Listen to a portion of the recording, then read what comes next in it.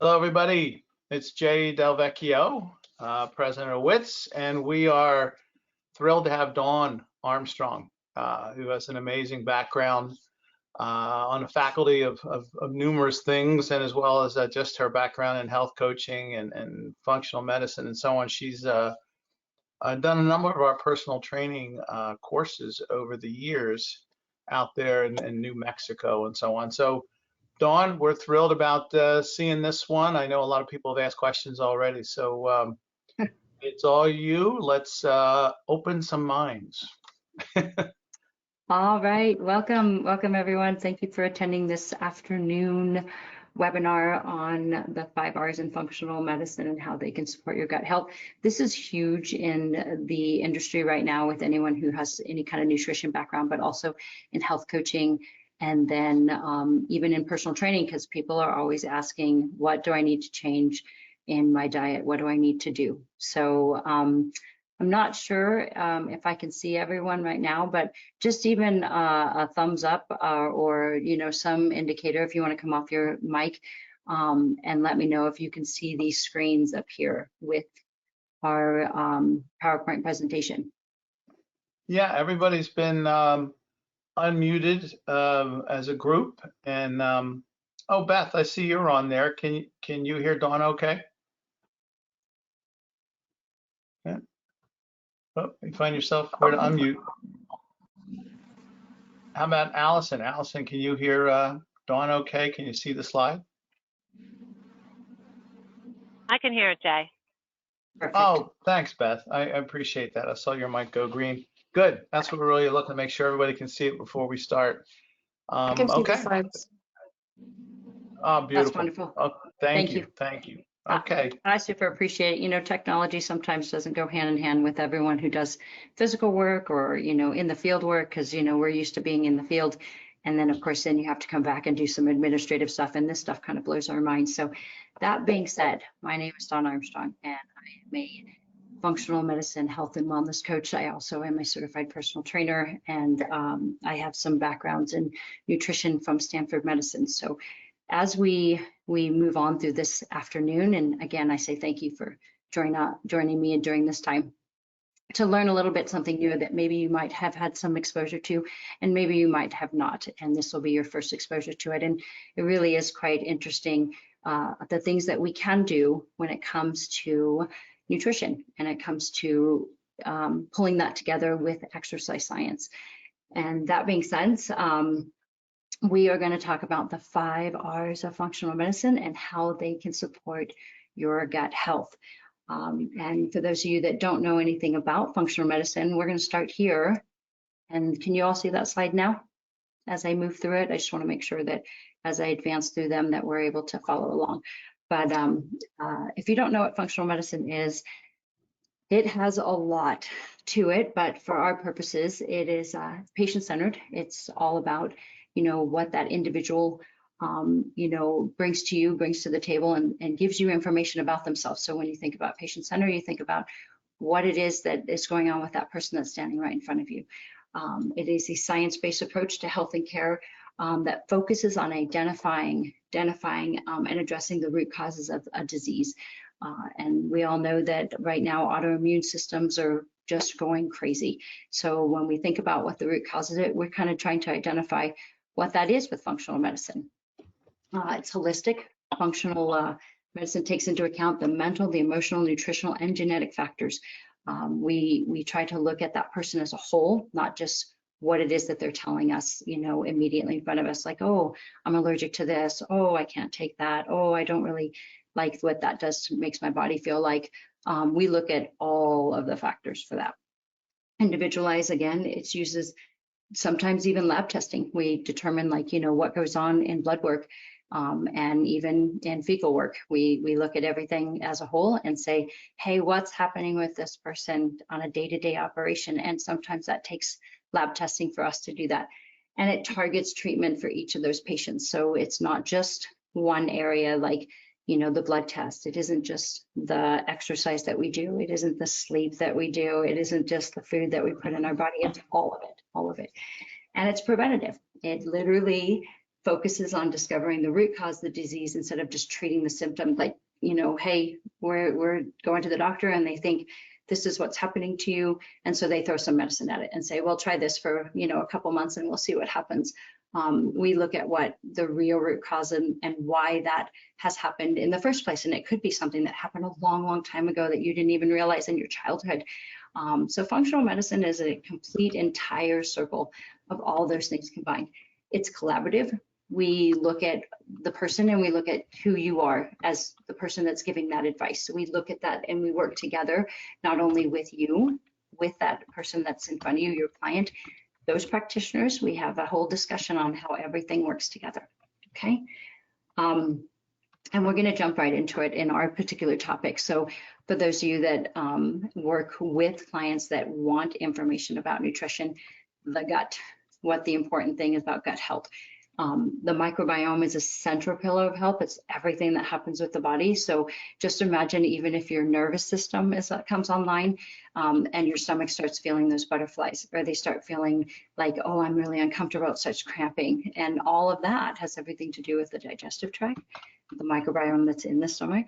That has to be figured out what's going on, and it can really create havoc. It causes so much pressure and stress. And so today, when we talk about that microbiome and that gut, we're going to talk about things that go on every single day that you're not even realizing. It could be something that you're eating. It could be something that the body is being exposed to externally. It could be something internally happening with the cell that's all crazy. So when we look at that, it influences the risk of autoimmune diseases, conditions, and heart disease. So the body acts as a whole, but that microbiome is like the central pillar of it. It literally controls everything that goes on. By following the 5 R's that we're going to talk about here, and we're going to start with the first one, it can make a new healthy gut, and it can really change the game on people and how they feel from day to day, and why they feel healthy or why they feel sick all the time, okay? And it just fosters overall wellness. It just really just makes you feel like, wow, if I start doing these kind of things, maybe, in a practical application, my whole life will start to feel better. And a lot of these things might disappear on their own, based on some of the removal process. And that brings us to the 5 R's. So the first step is to remove something. Some of you might know this about even the elimination diet. It's big, big, big on the forefront right now. But when we think about how we remove something, we're thinking about how the process of that is happening. It's not just the ability to be able to say, hey, I'm just going to eliminate this altogether. How do you eliminate something that you've been doing for the last 15 years, right? Step 2, we replace it. We replace it with something else, or we bring it back, right? And when we replace it, are we replacing it with something that's equivalent? Are we replacing it with something that is going to be more detrimental? It's going to give you way more symptoms, that you already had. And you're like thinking, God, they told me to take this out and now I put this in and I feel so much worse, right? So that's where that identification and that clarification of why these things are happening, that we take each of these steps really important. The third one is to re-inoculate. That's that, bringing it back, saying, hey, we took it away for a little while and we felt really great, or we felt really bad. Something happened, right, in the body. But when we re-inoculate it with it, we bring it back.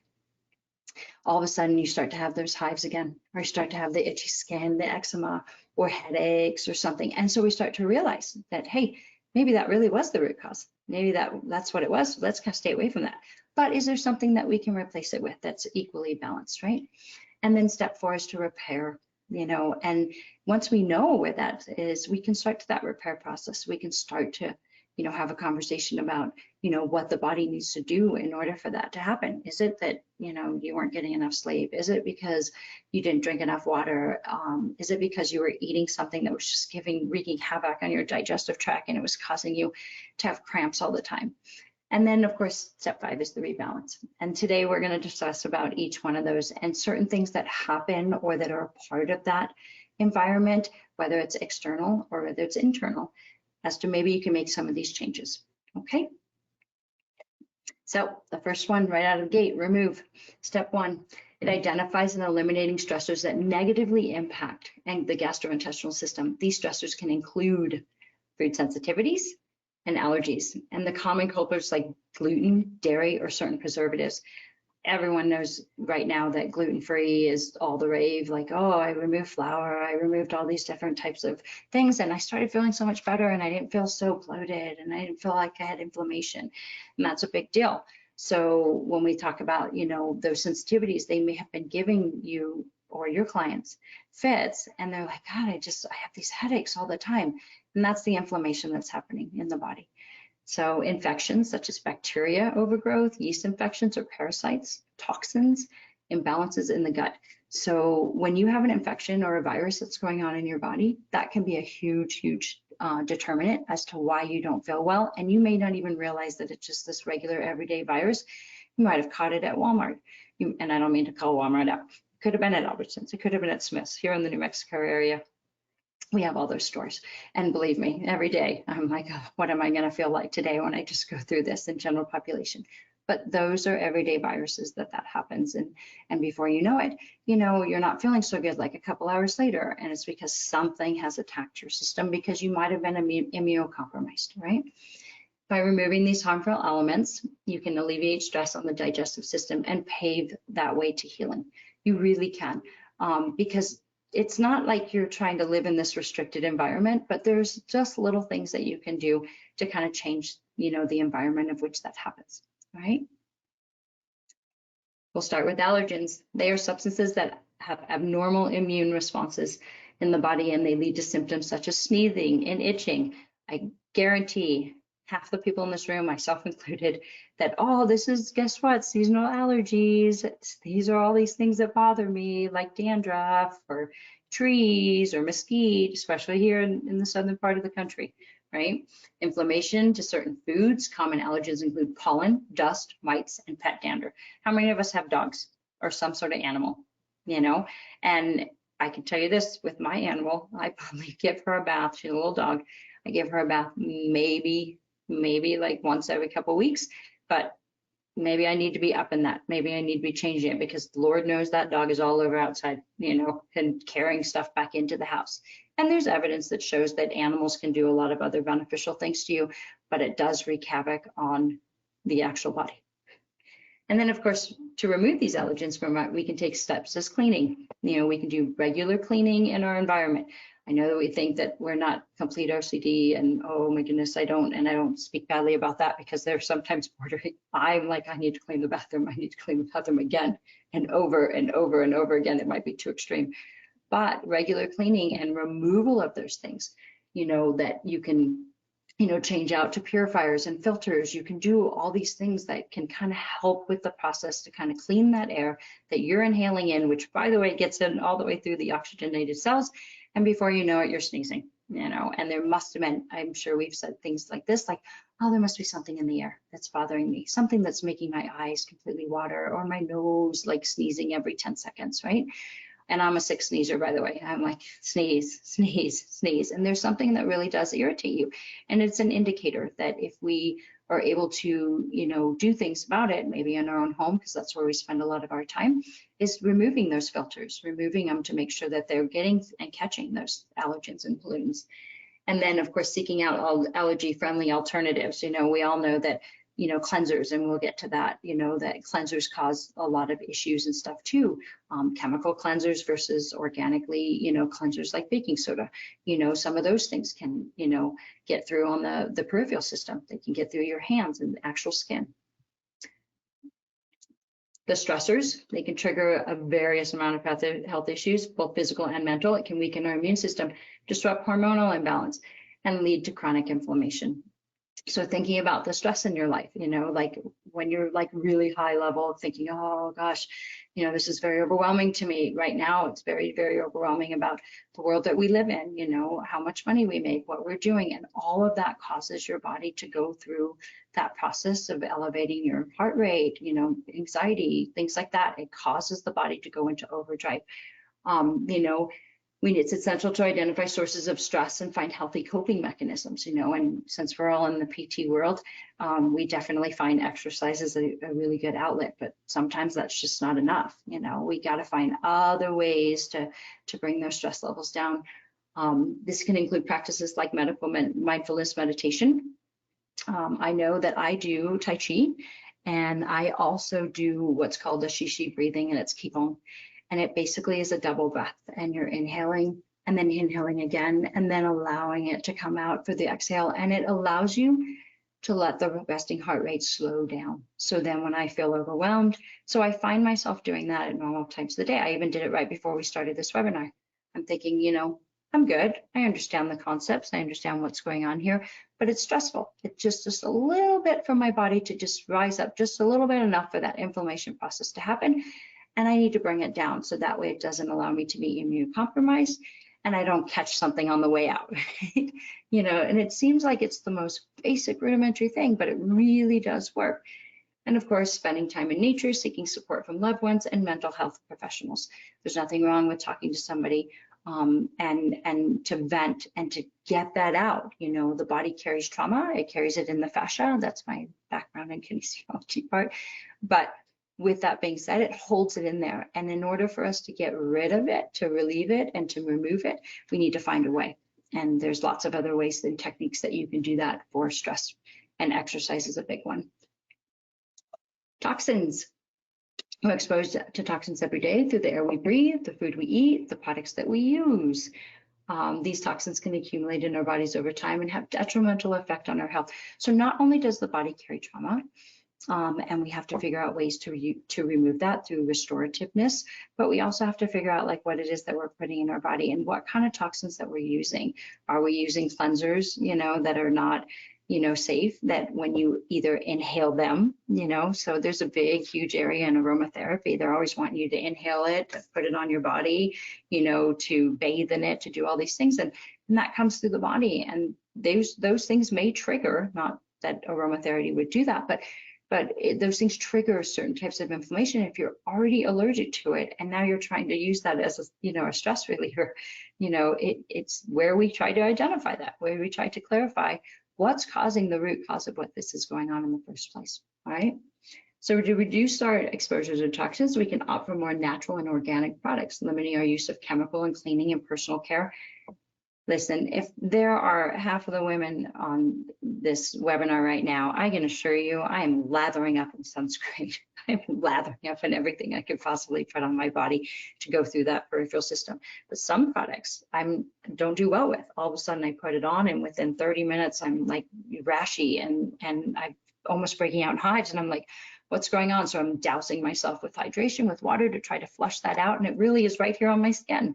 You know, and so when you think about products that have, you know, chemicals in them, you know, you have to be really careful about that. And that could be something that your client's doing without you even knowing it, you know. So again, functional medicine brings it back all the way to the point of what is it that you're doing? What do you do every single day? Tell me about your routine. Tell me what happens, you know, what goes on. And so that way you have a better understanding of how to help this person, how to guide them in the next direction with maybe just some information that they themselves can make those choices and decisions.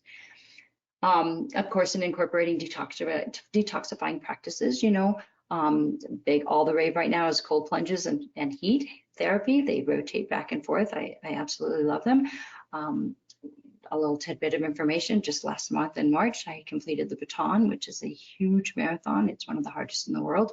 It's out here at White Sands and it's 26 miles. When I got home, I was sitting in a bath of ice water because it was that profound. My body absolutely was in shock, and the inflammation was way sky high, and I needed to bring it down. So those things are really great. And of course, consuming detoxifying foods like leafy greens and cruciferous vegetables. Here we are coming through the nutrition side of it and what we're actually going to put in our body. Okay. Moving on to replace. Once you've removed the harmful components, it's time to replace the step 2 that may have been lost or compromised, you know, by removing them. Okay. Digestive enzymes that absorbs in the breakdown of absorption of nutrients. You know, and of course, those are going to include prebiotics and probiotics. Again, the stomach acid and the bile acids can be affected by diet, medications, or diseases. So if your client is taking some sort of medication or just even over-the-counter herbs, over-the-counter supplements, you know, they start taking some of those things, you know, you're going to need to know about them because it may be causing some sort of disruption, and it causes a total dysfunction where like you wonder why they cancel their sessions and say, oh, I can't make it today, and it's because they don't feel good, or it's maybe a scheduling conflict, who knows. But on the flip side of that, it could be something that's just underlying that they're like, oh, today's just not that day, I'm not feeling it, that they can't just get up and go do something, you know, that they physically are being affected by this. And then replenishing these elements, supporting efficient digestion and nutrient absorption. So when we're replacing it, we're looking at different things that we can switch out. So maybe, you know, they can't eat dairy, but maybe they can have yogurt, even though that is a dairy, you know, supplement. But one of those things might cause issues, but another one may not, you know. And so you're testing the waters, you're testing those things out. Vitamins and minerals. This is a big one because we've been talking about this since the day of time. They're necessary for numerous bodily functions and play a vital role in maintaining overall health. I mean, it is almost essential that we have some sort of supplement that gives us certain things that we're missing, maybe B12s because we have no energy, the B3s, you know, all these different things. When we're deficient in these, they can lead to various health issues. It really can, especially when they do the lab tests and they go, by the way, the reason why you're so fatigued and tired is because you have no B12 going on in your body, and your tests were able to determine that. And that's when we're working collaboratively with those technologists and practitioners and, you know, people that are at the labs. To ensure adequate intakes of vitamins and minerals, we can incorporate a diverse range of whole foods. So most of the time, you're going to receive most of these from your diet. You can take a supplement if you feel like you're a little negligent on it. And why I say that is that not every day, not every single day, you're going to receive the amount that you need through your diet. So you may need a little more, and it's kind of like an insurance policy. You're kind of like, hey, I'm not getting everything I did because I didn't eat salad today, or I didn't eat red meat, or I didn't eat protein, you name it, whatever it is. That's what's great about a food log, is to be able to determine what it is that your client's actually doing. You know, are they actually really eating it, or are they drinking soda and some candy bars? So when you're looking at where their diet lies and what it is that they ate on a regular basis, you'll be able to tell if, you know, they got vegetables. Well, if they didn't, they're probably missing out on some vital vitamins and some minerals, right? So in some cases, you can include vegetables and whole grains and healthy fats. In some cases, supplementation is necessary, just like I said. That it's not the worst thing that you can do to make sure that you have that insurance policy. So that way the bioavailability is there and the protein synthesis is able to actually happen. Because by the way, you don't get any protein synthesized. It doesn't work that way if you don't have the bioavailability for what it is that the body needs at that time. And until it becomes replenished and it's in a deficit, it stops and halts it. And so again, the body's like, I don't understand why I don't feel so well. I don't understand why I have these headaches, you know, and I say that because these are the symptoms that are being presented to us all the time, okay? And we move on for antioxidants. So they're compounds that protect our cells from damage and cause free radicals. These harmful molecules can lead to oxidative stress and contribute to chronic diseases. Yep. So if you don't have those antioxidants to help protect and insulate that first layer of the body, by the way, all those viruses are going through. They're all like, hey, guess what? This is a field day on this one. We love it. So increase that antioxidant intake. So we include foods as berries, leafy greens, and these are just examples. You can find other options with your client that's very individualized. They may not like berries. And so you're like, well, we're going to stay away from that. But what's the alternative for that, correct? Leafy greens, nuts, seeds, colorful fruits, and vegetables in our diets. We've all heard of the color, you know, wheel. We've all heard of the, you know, My Plate, where you have every color of the rainbow on there. If you get most of those colors on there, you're going to do pretty well. But if you don't, you might want to consider what supplement you're going to take. And I'm not advertising for somebody to take a specific brand. I'm saying making sure that you get those vitamins that are in there that are needed for bioavailability for all of the symptoms or systems to start working. Okay. The digestive enzymes, oof, we love those. This is where those pre and pros are coming in. So they help break down the food that we eat into smaller components that our bodies can absorb and use for energy. As we age and we have those digestive issues, our enzyme levels may decline. So we may have to repopulate them. We may have to supplement them in there. And they support the absorption of nutrients and consume foods that are naturally rich in them. And of course, papaya, pineapple, all those things will make that digestive tract just squeeze and push through so we have those normal evacuation processes. Because if we don't, Now we have a whole set of issues. Constipation, that's fun. Or we may have it on the flip side where we've got lots of evacuation going on, which, we love that diarrhea. So we want to look at those things as well to make sure that, we're receiving just enough in order for the body. It's so very complicated, but at the same time, it's such a well-oiled machine. You can do so many things with it. Step 3, reinoculate. So when we reintroduce those beneficial microorganisms, the gut is in its third step, that this can be achieved by pro and prebiotics. And they're, of course, supplementing with high quality, diverse strains of beneficial bacteria, of course, with your probiotics. And then, of course, prebiotics, consuming food that nourish the bacteria, such as fibers and fruits and vegetables. This is what's going to make that happy little digestive tract go right through the microbiome. It's going to clean up all the bad bacteria, leave all the good stuff, and then evacuate the rest. It's going to allow it to go. And it's going to allow that body to really work in the way that it's supposed to, because age is just a number. So the body still has to work and function just the same. You don't get to change that. You don't go, well, as I get older, I don't have to do this step, right? I don't need to do it anymore. It's just going to work on its own. No way. You really have to keep it in a well mechanized, working order. I say thing. So reinoculating the gut helps restore a healthy balance of microorganisms and essential for digestive and immune function. Here's the big thing about pro and pre. Those things protect that immune system. So then when those viruses do like to come around and attack you and say, hey, we get to put a protection of insulation. We get to say, hey, we're not going to do this. We're not going to have that anymore. We're going to make sure that we have it taken care of and stuff. So as we move on, we're going to go right into the gut microbiome plays a crucial role in our overall fact and well-being. When the balance of the beneficial bacteria is disrupted, it can lead to various health issues. Okay, when we reinoculate the gut, all right, with beneficial bacteria like incorporating probiotics-rich food, and I don't know if everyone likes sauerkraut, but it's a good one, kimchi or kombucha into our diet. There's lots of different products on the market right now with kombucha. You can buy them in actual drinks, like you can get it, almost at every single supermarket at this point. We can also take a probiotic supplements to support the growth of these beneficial microbes. So it works in conjunction what you've eaten, and maybe you're doing a supplement where you're doing some sort of probiotic or you're doing a prebiotic. And additionally, prebiotics are non-digestible fibers that feed the good bacteria in our gut. So we have this good bacteria, but we also have bad bacteria that's causing us to have this inflammation. It's causing us to be uncomfortable. And so we want to compound that, and we want to be able to be like, hey, guess what? Not today. It's not going to happen today. And so, of course, including foods such as garlic, onions, and whole grains in our diet can promote the healthy balance of that flora. And it's just this happy little symbiotic environment that we all seem to love. All right, we're moving on to step 4. Now that all the groundwork is laid, and I say that, we've got a pretty good understanding. We've had our assessment. We know what our client is doing. We know how to engage with them, interact with them, and we want to be able to say, hey, how do we move forward with this? The next step is the 4th, and that's repairing that gut lining, that maybe something was, going on with it altogether.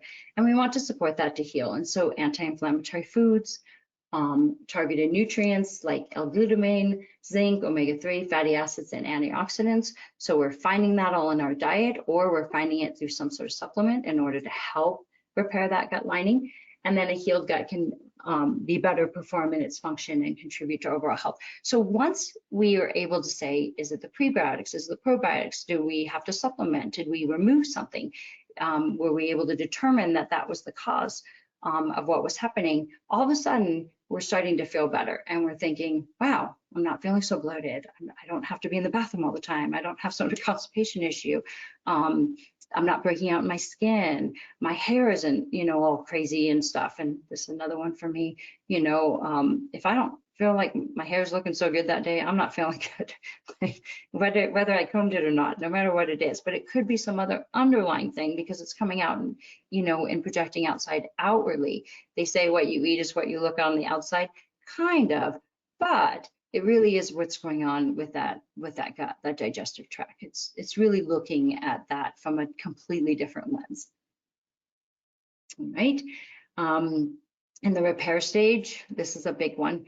We focus on providing the necessary nutrients to support our body's healing process. So by what you're doing, you're bringing that healing process together. This includes supplying gut healing nutrients and supplements. So of course, they can be things that promote, healthy gut lining and tissue repair. And that's, like I had said on the last slide, this is just kind of reiterating it, that zinc, glutamine, vitamin A, and collagen.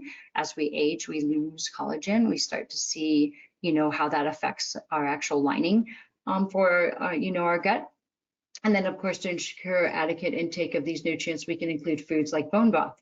I know I like to make homemade bone broth, so it's kind of a staple in my household, but to drink it, it's like saying, hey, do you want some kombucha or do you want some bone broth?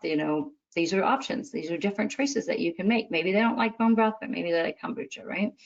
Including leafy foods, greens, carrots, sweet potatoes, wild-caught fish in our diet, because we're able to see what's happening in that healing process, that now that we've removed things, we're now reintroducing them. We're now putting them back in and saying, hey, does this make you feel bad? It didn't make you feel bad, once you removed it, but now that we put it back, hey, is this still causing a problem? Okay. And then if you have to take supplements, but there's various supplements that can support the body's healing process to promote overall. They include digestive enzymes, probiotics, and specific vitamins and minerals. Everyone can decide, based on what it is that their client's already taking, and if you need to remove something or you need to put it back. Are you a deficit of it? Do you need to actually replenish it?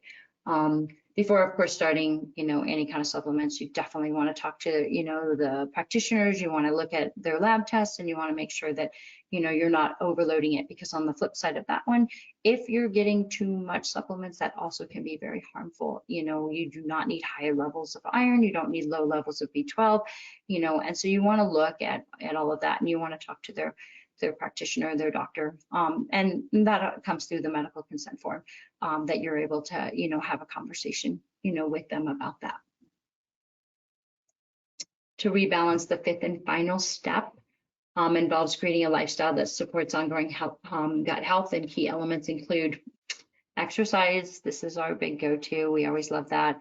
That it's tailored to them, if they're able to do it. But now imagine that you've removed a lot of stuff and this person has no energy at all. They're completely fatigued, and you're expecting them to perform on an exercise program that you've created for them through prescription. And that can be disruptive as well. So again, there has to be a balance between, both of those things together. Exercise or sleep, quality and duration to support the body to repair the process. I don't know how many hours you guys get of sleep, but a night I definitely choose to get at least, 7 to 8 hours. I would love to get 9 or 10. I'm a sleeper. So if I could do that every single night, I'd probably like sleep my life away.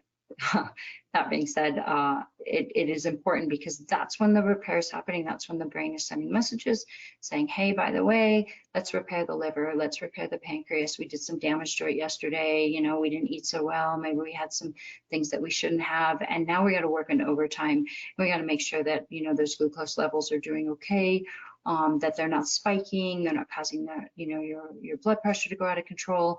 And so there's a lot of things that go on, when you're sleeping. And if you're not getting good sleep, like you're getting the sporadic, I'm waking up every couple hours, another conversation for your client to be having with you. How many hours of sleep are you receiving?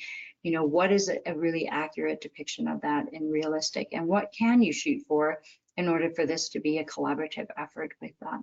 Stress management, allowing your body to take a break, give yourself permission to take a break, to do certain things every hour on the hour, to be able to say, hey, can I just sit here and be, and sometimes it's as easy as that, to bring that resting heart rate down, to allow the body to do the healing that it needs to do internally.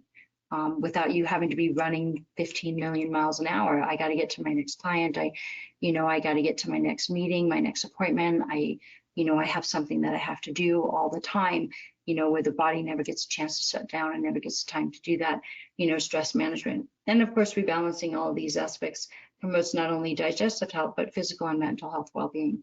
And in this day and age, we most assuredly need that. Okay. So moving on to our last one. So in conclusion, with all of this, functional medicine provides a structured, comprehensive approach for enhancing gut health. And these are some really basic areas that you can kind of look at. By implementing these steps, you can take proactive measures towards improving your digestive health. It isn't just that you're improving because you've removed something. It's all 5 of those steps. It's looking at where the root cause is coming from. There's a lot more with functional medicine that you can delve into, even more in depth, that goes all the way back to like in utero. But for this purposes, for gut, health, it does bring us into more of a realistic approach to be able to see what's going on with that person that's standing in front of you. And then, of course, my last slide. Is there any questions? Or are there?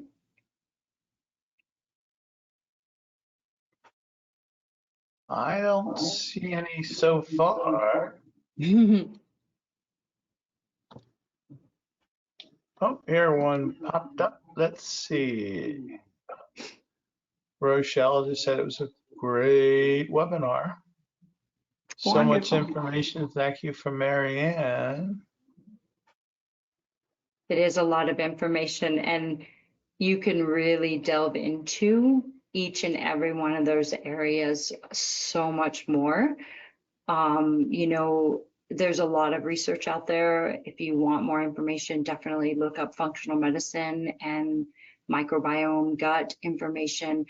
Of course, be careful about what's out there on the internet, but your best area to receive information is to go into nutrition, into dietitians, but also into functional medicine practitioners, because they do everything on a very holistic manner, because they're really looking at you in a way that you're able to identify what that person's behavior is and how they live every single day of their life, and how you can help guide them to a more quality of life based on what they can do for themselves.